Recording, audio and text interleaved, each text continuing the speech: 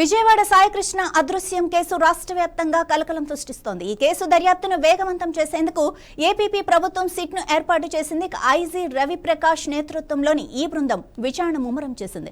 ఇప్పటికే కృష్ణలంకలోని సాయికృష్ణ ఇంటికి సిట్ అధికారులు వెళ్లి కుటుంబ సభ్యుల వాంగ్మూలాలను కూడా నమోదు చేసుకున్నారు. ఇక సాయికృష్ణ అదృశ్యం కేసులో సిట్ అధికారులు దర్యాప్తును వేగవంతం చేశారు. పశ్చిమ గోదావరి జిల్లా ఎస్పీ అద్నాన్ నయీం అస్మి, అల్లూరి సీతారామరాజు జిల్లా ఎస్పీ అమిత్ బర్దార్, బాపట్ల అదనపు ఎస్పీ ఎల్ సుధాకర్ వంటి కీలక అధికారులు ఈ బృందంలో ఉన్నారు. ఇక సిట్ బృందం నేరుగా కృష్ణలంకలోని సాయికృష్ణ ఇంటికి వెళ్లింది. అక్కడ సాయికృష్ణ మేనమామ నవరంగ్ తో పాటు ఇతర కుటుంబ సభ్యుల స్టేట్మెంట్లను కూడా రికార్డ్ చేసింది.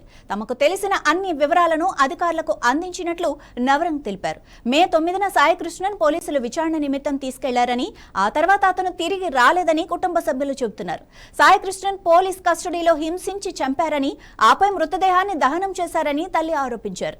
ఈ ఆరోపణల నేపథ్యంలో కృష్ణలంక మాజీ సీఐ నాగరాజుపై అక్రమ నిర్బంధం, కస్టోడియల్ హింస, హత్య, సాక్ష్యాధారాలను ధ్వంసం చేశారన్న ఆరోపణలతో కేసు నమోదైంది. ఇక దోషులను కఠినంగా శిక్షించాలని సాయికృష్ణ కుటుంబం డిమాండ్ చేస్తోంది. తమకు న్యాయం చేస్తామని సీఎం హామీ ఇచ్చారని, న్యాయం జరుగుతుందన్న నమ్మకం ఉందని నవరంగ్ వెల్లడించారు.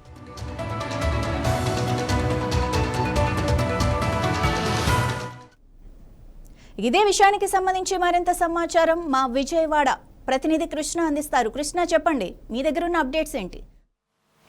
మాధవి, విజయవాడలో సెన్సేషన్ సృష్టించినటువంటి కృష్ణలంక ఏదైతే సాయికృష్ణ ఉదంతం ఏదైతే ఉందో, ఈ ఉదంతం పై రోజు రోజుకి అనేక మలుపులు తిరుగుతున్నట్లు మనం చూస్తా ఉన్నాం. ఇప్పటికే ఈ యొక్క కేసు చాలా పెద్ద సెన్సేషనల్ కావటము, ఇటు ముఖ్యమంత్రి చంద్రబాబు నాయుడు కుటుంబ సభ్యుల్ని పిలిచి వారిని పరామర్శించి వారికి న్యాయం చేసే విధంగా కూడా ఆయన భరోసా కల్పించినట్టు చూస్తా ఉన్నాం.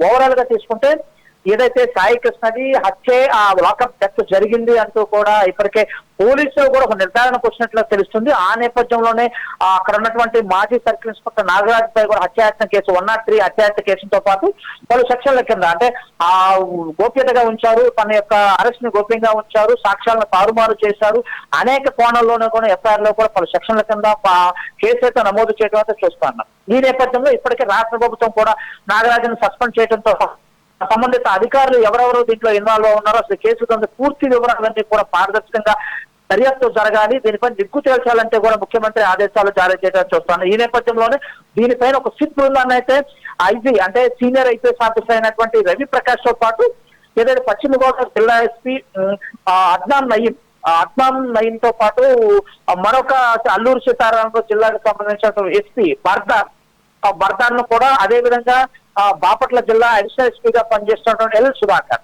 ఈ నలుగురు కూడా అంటే ముగ్గురు ఐపీఎస్లతో పాటు ఒక అడిషనల్ ఎస్పీ అధికారిని కూడా దీంట్లో సిట్ బృందంలో కూడా ఏర్పాటు చేయడం, ఈ యొక్క బృందం కూడా చాలా వేగవంతంగా అయితే ఇప్పటికే దర్యాప్తును ప్రారంభించింది. కృష్ణలంక పోలీస్ స్టేషన్ ఏదైతే హత్య గావించబడ్డారో హత్య జరిగిందని ఆరోపణలు ఎదుర్కొంటున్న కృష్ణలంక పోలీసులను ఇప్పటికే క్షుణ్ణంగా పరిశీలించి మొత్తం ఆధీనంలోకి తీసుకున్నారు. తీసుకుంటూ పాటు ఎవరెవరైతే ఇన్వాల్వ్ అయ్యారు అన్న నేపథ్యంలో అందరినీ ప్రతి ఒక్కరైనా కూడా క్షుణ్ణంగా వారందరిపైన విచారణ చేస్తూ వాళ్ళ స్టేట్మెంట్స్ రికార్డ్ చేసుకున్నారు. ఆ నేపథ్యంలో మరి కాసేపు ఏదైతే మృతుడు సాయికృష్ణ కుటుంబాన్ని ఇంటికి వెళ్ళటం కూడా జరిగింది. ఇంటికి వెళ్ళిన ఆ అధికార బృందం అయితే ఇప్పటికే తన మేనమామ నవరంగ్ తో పాటు తల్లి విజయలక్ష్మి ఆమెతో ఇద్దరు నుంచి స్టేట్మెంట్స్ అన్ని కూడా రికార్డ్ చేసుకున్నారు. దాంతోపాటు కుటుంబ సభ్యులు ఎవరెవరైతే ఉన్నారో ఆ కుటుంబ సభ్యుల యొక్క స్టేట్మెంట్స్ అన్ని కూడా రికార్డ్ చేయడం అయితే మనం చూస్తున్నాం. ప్రధానంగా నవరంగ్ అయితే తన మేనమామ నవరంగ్ అయితే 9వ తేదీ జరిగినటువంటి సంఘటన అంటే తన మేనల్లు సాయికృష్ణని పోలీసులు అరెస్ట్ చేశారు, తర్వాత వదిలిపెట్టేశారు, తర్వాత నుంచి కనిపించట్లేదు అని చెప్పేసి కూడా తను చెప్పడం అయితే చూస్తాను. తల్లి మాత్రం తన కొడుకుని అరెస్ట్ చేసి చంపిందే కాకుండా తనకు మాయం చేసి కృష్ణలంక శ్మశాన